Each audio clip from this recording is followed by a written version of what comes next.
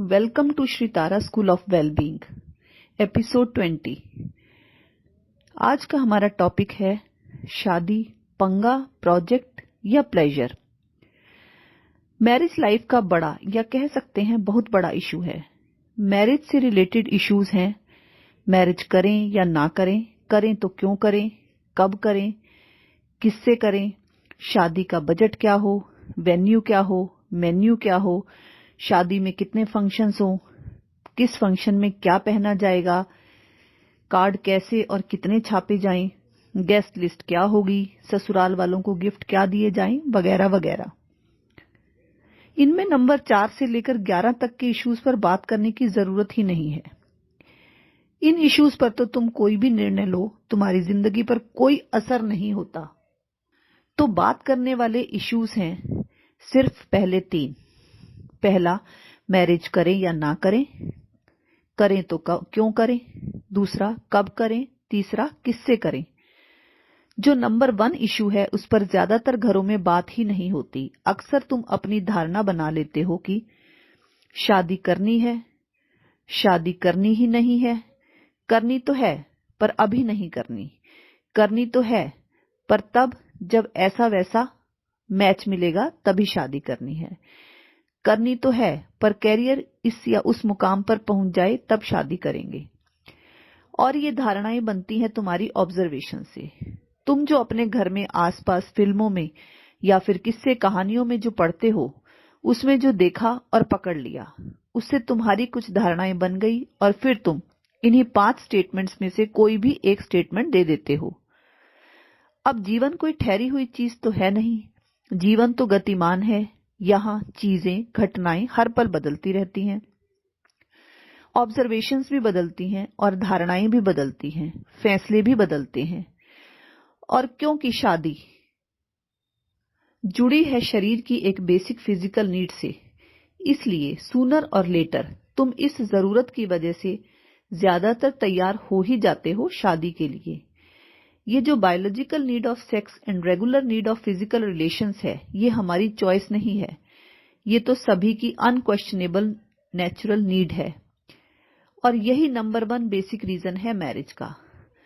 Sex हमारी natural need है और फिर उसके बाद बच्चे पैदा करना भी एक रीजन है मैरिज का। और ये नेचर के द्वारा बनाई गई बात है, इसी वजह से सभी जीव जंतु चले आ रहे हैं।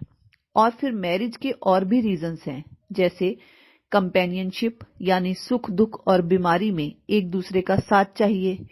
एक ट्रस्टेड एंड परमानेंट रिलेशनशिप सभी की जरूरत रहती ही है।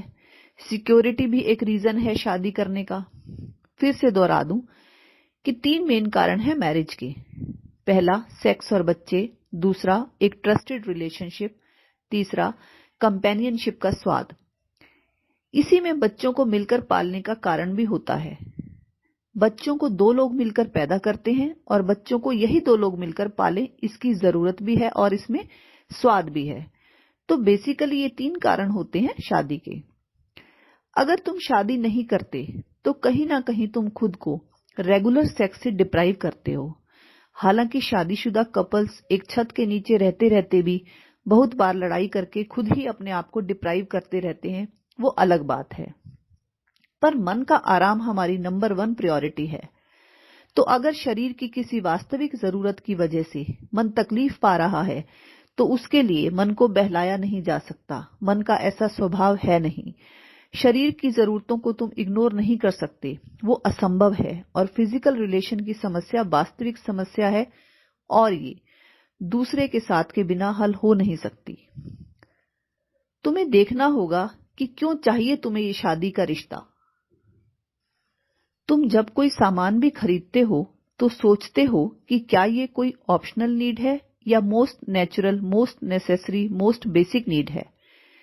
खैर, अब देखते हैं कि इस संबंध की बाकी संबंधों से क्या समानता है और क्या यूनिकनेस है।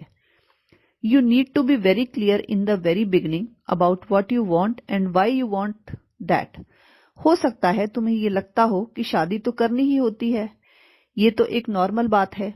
शादी, बच्चे, परिवार, यही तो नॉर्मल और नेचुरल बात है। पर तुम नहीं जानते कि यही मन की, संबंधों की, जीवन की सबसे बड़ी समस्या भी है। यही संबंध सबसे बड़ी समस्या है, चाहे ये संबंध शादी से पहले हो या शादी के बाद। इसलिए शादी के इस बेसिक आइडिया पर हर पहलू से विचार करना जरूरी है। बिना स्थायी संबंध के सेक्स की बेसिक नीड पूरी होना और बच्चा भी पैदा करना संभव तो है, और कई लोग ऐसा ऑप्शन भी चूज कर लेते हैं, और कोई भी ऑप्शन किसी भी फाइनल अथॉरिटी का बनाया हुआ नहीं है कि तुम्हें फॉलो करना ही है। बिना शादी के साथ रहा तो जा सकता है, पर इसमें काफी दिक्कतें हैं, जो कि अपने आप में एक पूरा सब्जेक्ट है। उसके बारे में हम यहाँ बात नहीं कर रहे। तो अगर हम ये मानकर चलें कि तुम ये वाला ऑप्शन नहीं चूज करते हो और शादी का ऑप्शन ही चुनते हो, तो ये शादी और शादी के बाद किसी का परमानेंट साथ एक रियल प्रॉब्लम है। ऐसा नहीं है कि इस ऑप्शन में सिर्फ दिक्कतें हैं, हर ऑप्शन के अलग आराम और अलग दिक्कतें हैं। जैसे कोई गांव में रहने को चुनता है तो गांव में रहने के अलग आराम और अलग दिक्कतें हैं। मैरिज साथ के लिए एक इंपॉर्टेंट ऑप्शन है, पर मैरिज को तुम साथ के लिए एक ऑप्शन की तरह देखो, पर यह कोई सुख शांति या मजे की गारंटी नहीं है। शादी जिंदगी की तरह है, जैसे जीवन को सही चलाने के लिए अच्छा खाना पीना और एक्सरसाइज करके स्वस्थ रहा जाए तो बुढ़ापे तक जिंदगी का मजा लिया जा सकता है। पर अगर जीवन को मिसट्रीट किया जाए, यानी अपना ध्यान ना रखा जाए, तो जीवन बोझ हो जाता है। वैसे ही शादी का मजा भी लिया जा सकता है, अगर इस पर वर्क किया जाए तो। नहीं तो शादी अपने आप में बहुत बड़ी समस्या बनकर रह जाती है। ये तुम अपने माँ बाप को देखकर या अपने आसपास देखकर भी समझ सकते हो। तो अगर हम इस शादी वाले ऑप्शन को, यानी परमानेंट साथ रहने को चुनते हैं, तो हमें इसके हर पहलू को देखना पड़ेगा। जो भी तुम चुनो वो तुम्हारी ही चॉइस है, उसके लिए तुम ही 100% जिम्मेदार हो। सेक्स और बच्चे पैदा करना बहुत नॉर्मल नेचुरल है, लेकिन ये शादी करके साथ रहना मैन मेड है। ये जरूरत तो वास्तविक है, मतलब ये हमारी रियल नीड है, पर इसकी दिक्कतें रियल भी हैं और वैचारिक भी हैं। ये शादी की समस्या वैचारिक और वास्तविक इसलिए है क्योंकि प्रकृति ने किसी को किसी के साथ स्थायी रूप से रहने के लिए बनाया नहीं है। कोई भी किसी और के मन के विचारों के साथ स्थायी रूप से बंधकर रहे, ये नेचुरल नहीं है।